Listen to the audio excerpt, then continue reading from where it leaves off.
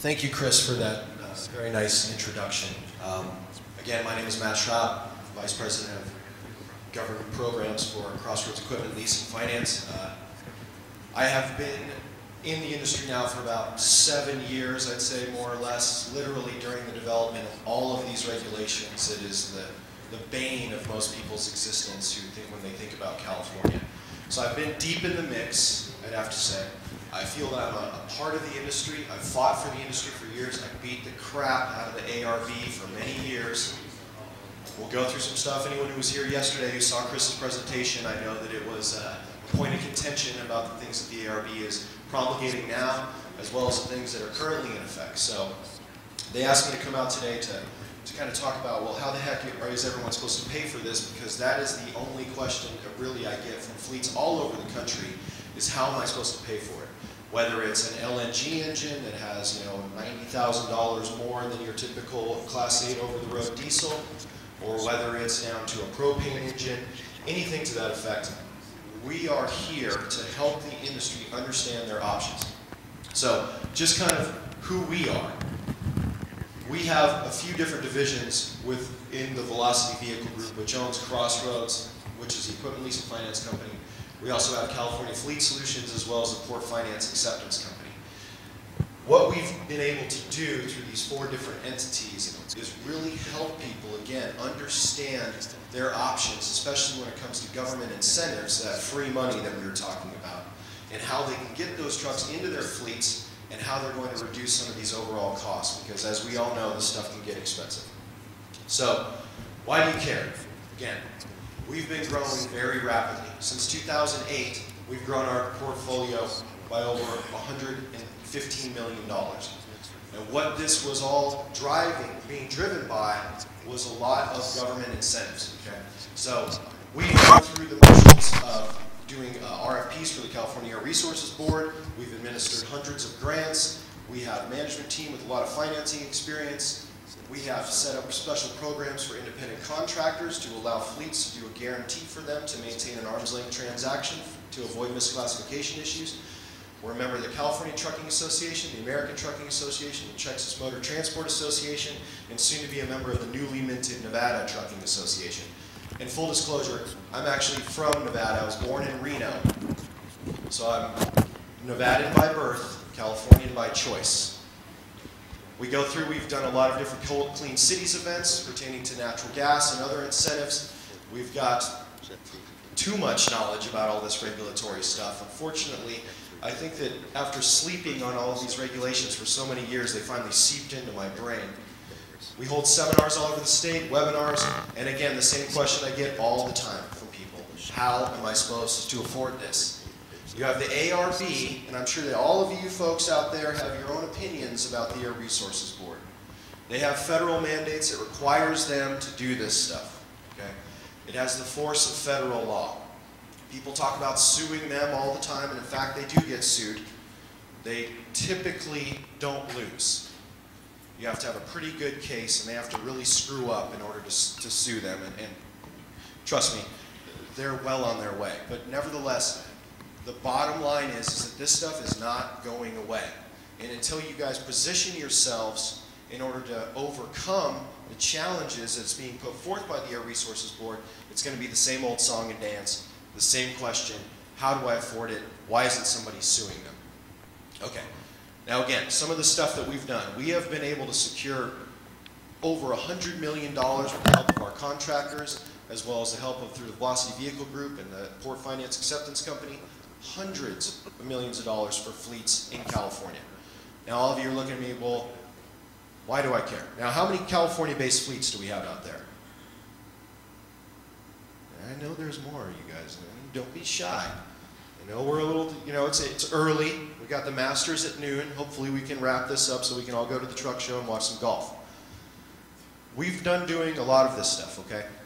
Where the most latest thing that we got was through the Texas Commission on Environmental Quality. They have funds that will do a natural gas buy down. We kind of heard from Larry earlier about, well, it's more expensive to run LNG. If the feds aren't going to do it, states are going to have to step up to the plate. And in Texas, what they're doing out there, and again, this is Nevada, California, we're not in Texas, but they're looking to do an incremental buy down which is going to basically give you the equivalent cost of what an over-the-road diesel truck would cost compared to an LNG. Now there are travel restrictions, reporting requirements, because nothing's free in this world, right? But bottom line is that there are some forward-thinking government agencies out there who really are trying to help the industry move into an all-fuel platform. Diesel, I hate to say it, but as far as the environmentalists are concerned, it starts with die, right? D-I. Okay. That joke usually goes over a lot better, so you guys must be tired. We talked about this yesterday. Chris gave a great overview of what the two different standards the state of California is looking for, right?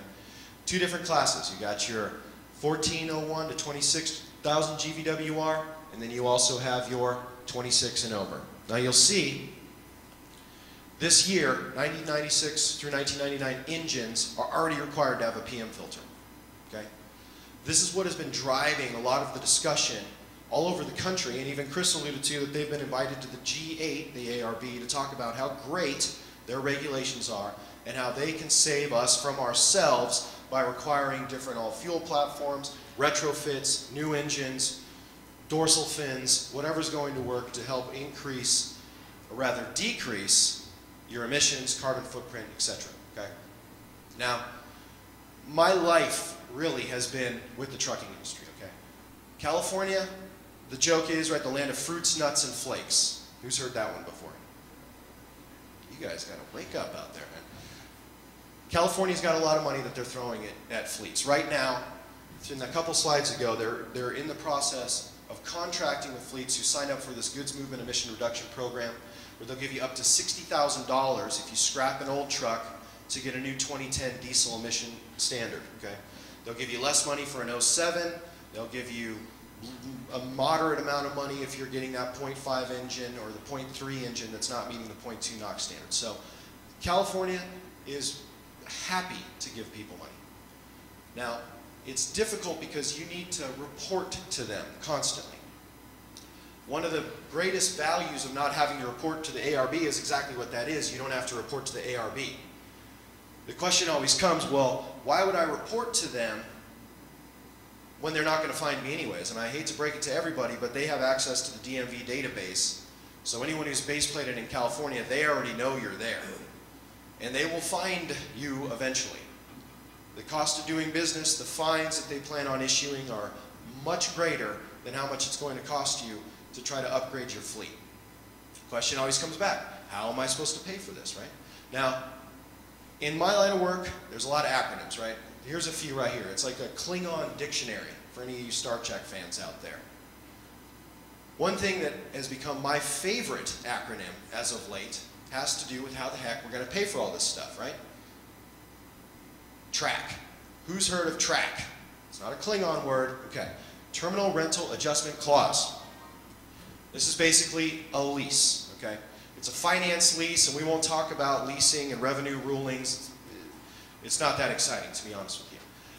What this program will do for fleets is it's going to help you manage your cash flow a lot better, okay? It's going to give you the opportunity to use an asset, expense the rent, but it's going to be off balance sheet. The main thing that I like about it is that any finance company will have the ability to set up a payment schedule that will be step or skip payments, okay? So it can manage with your cash flow. So if you have slower months, the payments can be set up in order to maintain your ability to manage your cash. We'll do skip payments, we'll do step payments, all that type of stuff, okay? There's minimal restrictions, and literally you don't have mileage restrictions, there's no paint restrictions, add-on restrictions, and the best part is that you can actually get credit for your fleet under the ARB rules. Now, again, I used the Klingon reference. I had to throw in Scotty and Bones over there to see what they thought about all this. And I'll tell you, again, the TRAC. Now, do we have some folks who are leasing trucks out there? Anyone leasing vehicles? All right, there's a couple. Now, again, it's because of the fact that you have the ability to use this asset, but it's not going to be counting against you as far as your liabilities are concerned. It's an off-balance sheet asset, right? You can expense the rent, you get your tax savings passed on from the lessor to the lessee because they take the depreciation, they can give you a better rate typically, an implicit rate. Again, you can manage your cash flow better. My favorite part is that it's going to count towards ARB compliance. Even though you don't own the vehicle, as long as the lease is over 1 year and within the lease language it identifies the lessee as the responsible party for state law compliance, you can use that vehicle towards your overall 30% phase-in or towards your regular back schedule.